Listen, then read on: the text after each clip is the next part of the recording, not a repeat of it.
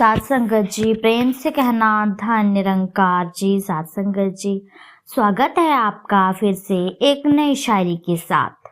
तो साथ संगत जी, सतगुरु बाबा हरदेव सिंह जी महाराज ने इस शायरी में यही बताया है कि यदि हम वाद विवाद करेंगे तो उससे हमारे जीवन में क्या फर्क पड़ेगा, वाद विवाद से कैसे बचना चाहिए और वाद विवाद करने से हमारे जिंदगी में क्या क्या नुकसान होते हैं।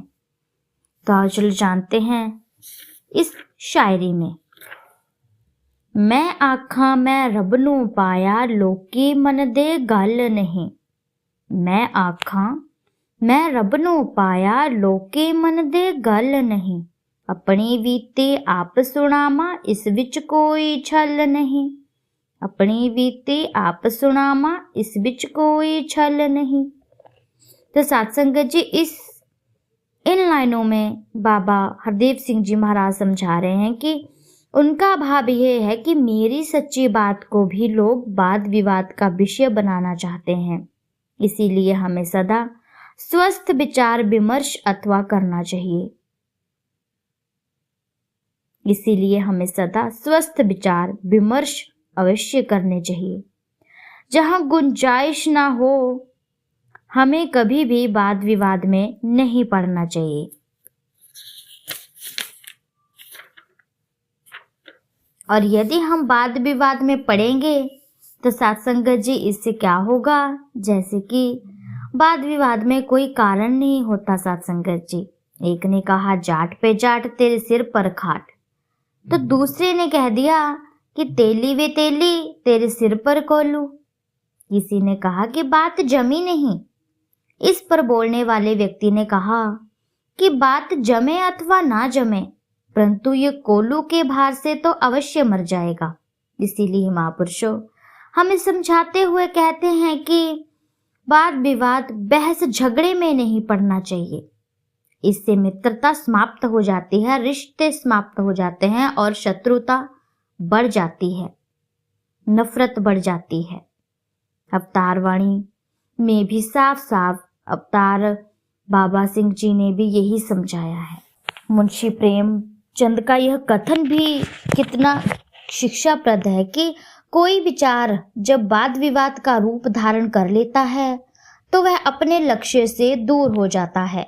विचार विमर्श करना तो अच्छी बात है, इससे बहुत लाभ भी होता है, बड़ी समस्याएं हल हो जाती है, बहुत बड़े आविष्कार हो जाते हैं। परंतु बातचीत में जब वाद विवाद आ जाए, एक आदमी बात करे और दूसरे आदमी बात को बिना किसी कारण के काटने लगे, तो यह विवाद का रूप धारण कर लेता है।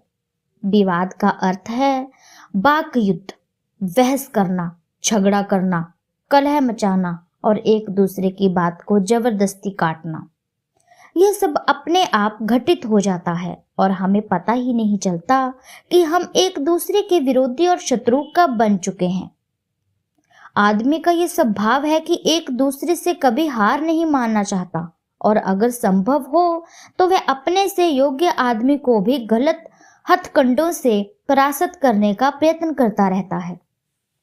जैसे कि सत्संगत जी, एक राजा के पास एक पंडित जी थे जिनसे राजा विचार विमर्श किया करता था। उस राजा ने राज्य में एक अन्य महान विद्वान पंडित जी आए और उन्होंने राजा का सलाहकार बनने की पेशकश की। राजा ने अपने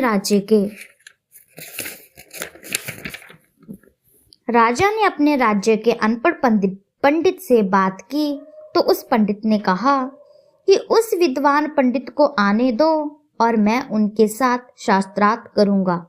अनपढ़ पंडित की बात राजा ने मान ली। शास्त्रार्थ का दिन और समय निश्चित हो गया। पंडाल लग गया, भीड़ इकट्ठी होने लगी। अनपढ़ पंडित ने एक कपड़े में कुछ बांध लिया और कोई पूछे कि पंडित जी यह क्या है, तो वह कहे कि यह बहुत बड़ा शास्त्र है, यह खटावन पुराण है। इससे हम महान पंडित जी जो हमारे राज्य में शास्त्रार्थ करने आए हुए हैं, उनके साथ शास्त्रार्थ करेंगे।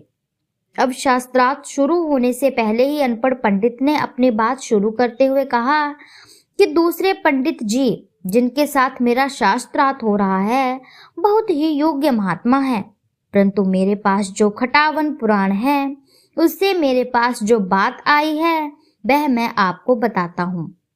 अनपढ़ पंडित ने कहा कि ये महात्मा जो मेरे साथ शास्त्रार्थ करने आए हैं ना, अगर 1 घंटे के समय के अंदर जो आदमी इनकी दाढ़ी का एक भी बाल अपने हाथ में ले लेंगे, उनकी तमाम मनोकामनाएं पूरी हो जाएंगी। विद्वान पंडित जी ने कहा कि आप पंडित जी ये क्या कह रहे हैं। विद्वान पंडित जी को रोकते रहे और अनपढ़ पंडित जी बोलते रहे। बात विवाद का रूप धारण कर गई। लोग विद्वान पंडित की दाढ़ी का एक बाल प्राप्त करने के लिए लपट पड़े और उस विद्वान पंडित को वहां से भागकर अपनी जान बचानी पड़ी। तो यह है वाद विवाद का परिणाम। गलत ढंग से गलत बातचीत से चाहे कोई आपसे सहमत हो या ना हो, उसको भागने पर मजबूर कर देना, यह वाद विवाद का ही निष्कर्ष निकलता है। रावण की हार क्यों हुई? क्योंकि वह वाद विवाद में पड़ गया था। इसीलिए सत्संगत जी हमें वाद विवाद नहीं करना चाहिए। नहीं तो सत्संगत जी, वाद विवाद ऐसी चीज है जो बड़े बड़े मसलों को हल कर देती है, और ऐसी भी चीज है कि छोटी सी बात में अगर वाद विवाद हो जाए तो बड़े बड़े रिश्तों को खत्म कर देती है।